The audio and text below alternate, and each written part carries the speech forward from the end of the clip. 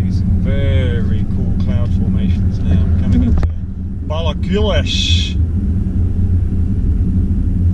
which is at the bottom of Glencoe, if you know your parts of Scotland, but really weird low cloud. Don't go up to see it like this. So obviously up on top is going to be either above the cloud or in thick cloud. So we shall see.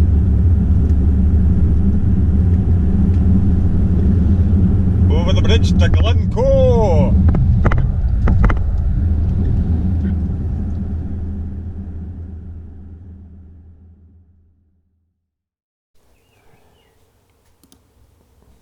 Hi everybody, this is Glencoe, as you can see, and I'm heading up the valley. Glencoe in winter can be utterly magnificent. It can be covered in snow, glorious sunshine, dramatic stormy clouds, etc. Or it can be like this. I wasn't going to produce this video. I didn't think I had enough images, and photographically this is a complete disaster, which is one reason why I'm showing it, because it's to illustrate that a lot of the trips that you can do really are no fun at all, and they're miserable, but you have to do them. You have to go through the process. I had 24 hours in Glencoe on my way up to Torridon in northwest Scotland, so I had no choice about the weather. I only had the one day, and you'll see me getting very cold and wet.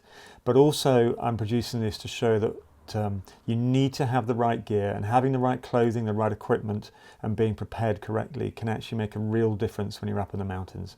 So I hope you enjoy it. Glencoe is a wonderful place, but it is also a place you need to be quite careful.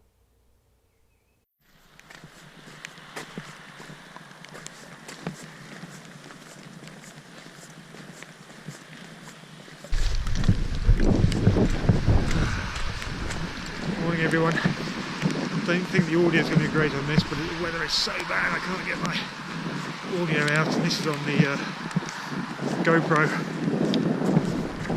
and I can't risk my little Canon G7X will just get weighted in this sleet and snow. But any of you know Glencoe will recognise where I am. Three sisters behind me, looking very moody. I'm not sure I'm going to take a photograph of the weather. It's just sleeting and the wind's getting up. But let's see how we get on anyway. And there's worse places to be, I suppose. Though not many, it feels, slightly at the moment. But it's 0 degrees up here, and it's sleet, not snow.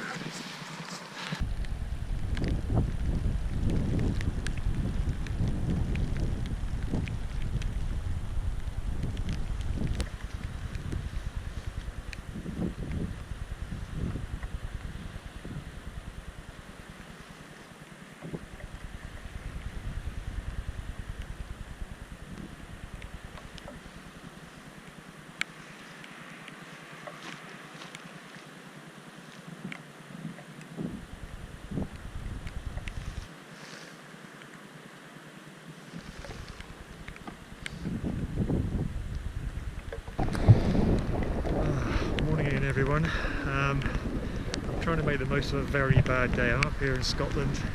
I'm heading up to Torridon in a few days' time.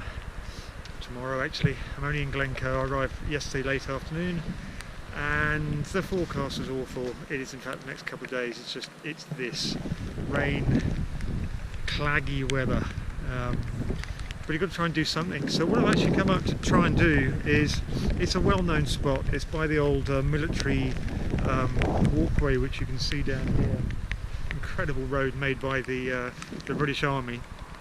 It's raining so much I haven't put my audio on, so I hope you can hear this. If not, I'm wasting my time. But what I'm trying to do is, I've done a classic stitched panorama across here.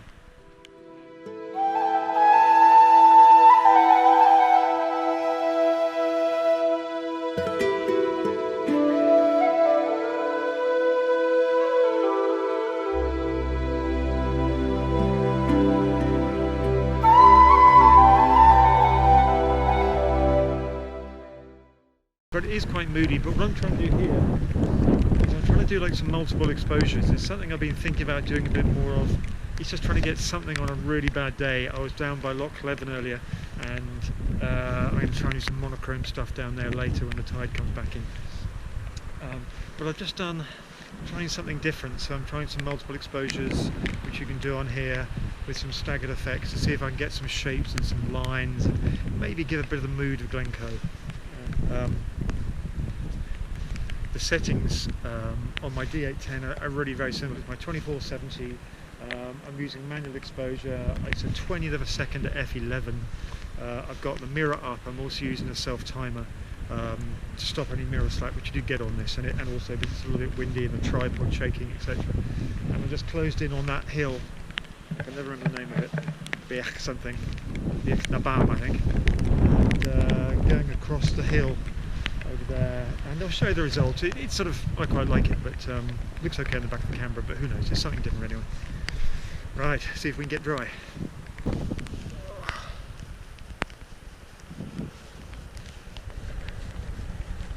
A pretty thankless task, I think.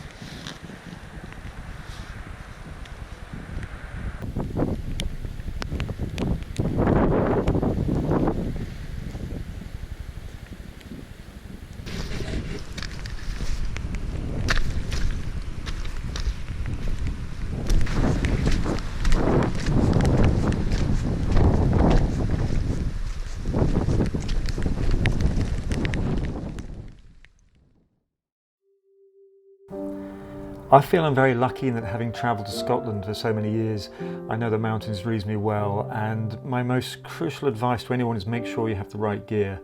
Because unbeknown to me, as I was in the glen here, up on the ridge on the left-hand side of the Three Sisters, a tragedy was unfolding where 8 climbers from Nottingham had headed up onto the mountain, and 2 became separated from the rest and got into difficulties, and in the end stayed up overnight on the mountain, which must have been truly horrendous. And after a huge mountain rescue operation the next morning, they were recovered, and but one of the mountaineers died of hypothermia and the other one was seriously injured. So just my advice is make sure you've got the right gear, know your limits, and really enjoy the mountains for what they are, but never forget that they are actually really quite dangerous places in bad weather.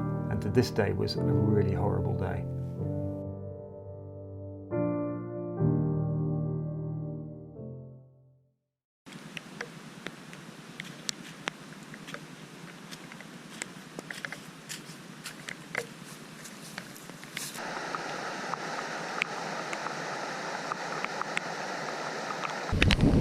Weather's really closing in now.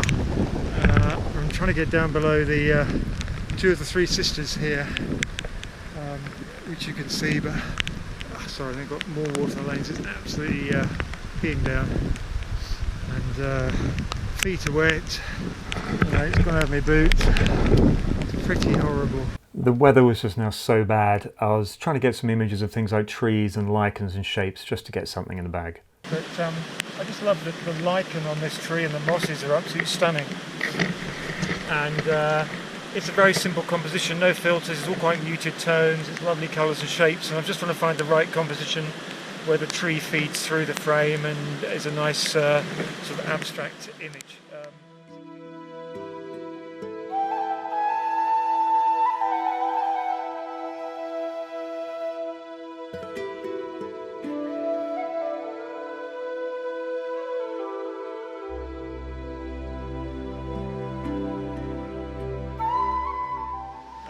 But I had enough, so going to head back to the car, which is up there, and call it a day, I think.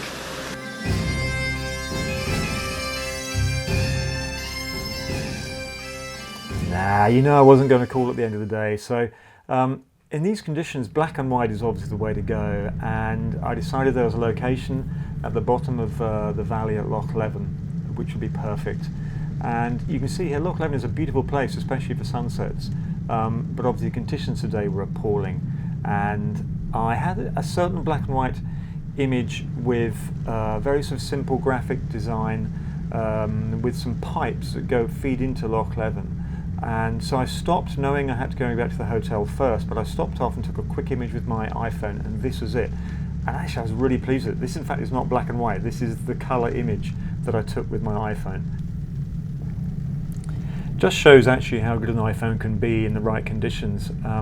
But very quickly I headed off back to my hotel. I needed my Wellingtons, I needed some more kit.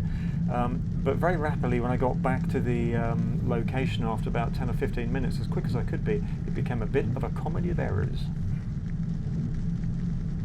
Cut a long story short, came down here, found these lovely pipes, come back half an hour later, parked the car, got all my stuff, come back, forgetting that actually we're not far from the sea. This is tidal, the tide's gone out, so all this was just nicely underwater. So I'm going to have to come back later when the tides come back in, so I'm going to try and calculate. Now in actual fact, I couldn't come back. I worked out with the tide times that if I did come back when it was high tide, it would have been pitch black, so that would have been fairly pointless. And so I decided to come the next day. And the next day the weather forecast was going to be miserable and grey. In fact, it was sunny and windy, and this is me doing some amazing talk to camera shots and telling you how I'm doing my image, knowing that actually I'm pretty much wasting my time.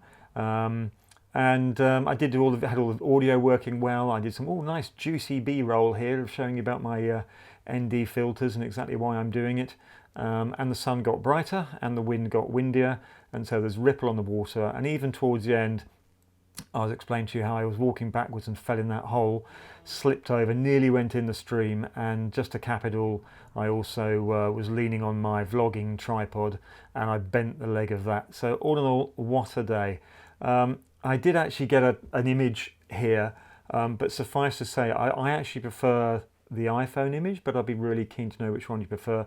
And just to tell you that I had to beat this up in Lightroom to get something I was happy with that gave some idea of the image, and it's a 30-second exposure. It was tough to keep the camera still, but all in all, it's an image, and it just shows, so if you do go to some of these places, don't expect to get award-winning images every time. But I hope you enjoyed my disastrous 24 hours in Glencoe.